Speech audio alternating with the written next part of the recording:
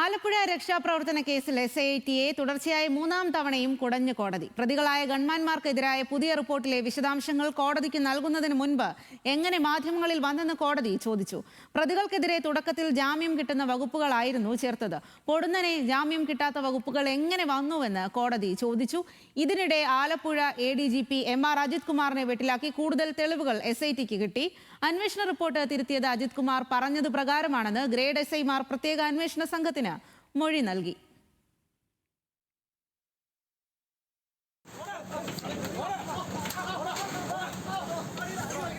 നവകേരള യാത്രയ്ക്കിടെ ഗൺമാനും സുരക്ഷാ ഉദ്യോഗസ്ഥരും യൂത്ത് കോൺഗ്രസ് പ്രവർത്തകരെ മർദ്ദിച്ച കേസിൽ പ്രത്യേക അന്വേഷണ സംഘത്തെ കോടതി വീണ്ടും അതിരൂക്ഷമായി വിമർശിച്ചു. കോടതിയിൽ സമർപ്പിച്ച പുതിയ റിപ്പോർട്ടിലെ വിശദാംശങ്ങൾ മാധ്യമങ്ങൾക്ക് ചോർന്നതിലായിരുന്നു ഇന്നത്തെ വിമർശനം. അറിയുന്നതെല്ലാം മാധ്യമങ്ങൾക്ക് കൊടുക്കലല്ല അന്വേഷണം. റിപ്പോർട്ട് ചെയ്യാൻ പറഞ്ഞ കാര്യങ്ങൾ കോടതിയിൽ റിപ്പോർട്ട് ചെയ്യണം. കോടതിയെ പരിഹസിക്കരുതെന്നും പ്രോസിക്യൂഷന് കോടതി താക്കീത് നൽകി.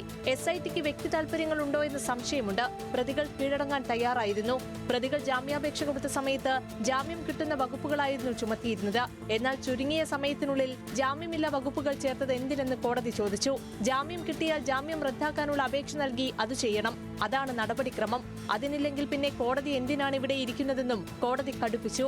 ഗൺമാൻമാരുടെ ജാമ്യാപേക്ഷ ചൊവ്വാഴ്ച പരിഗണിക്കാൻ മാറ്റി.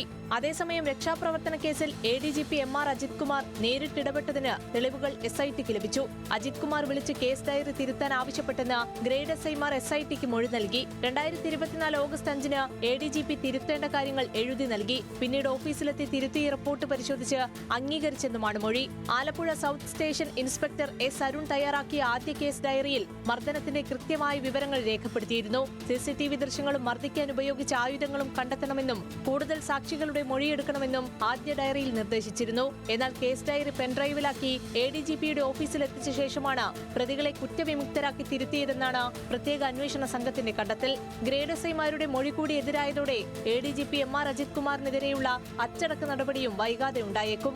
ന്യൂസ് മലയാളം, തിരുവനന്തപുരം.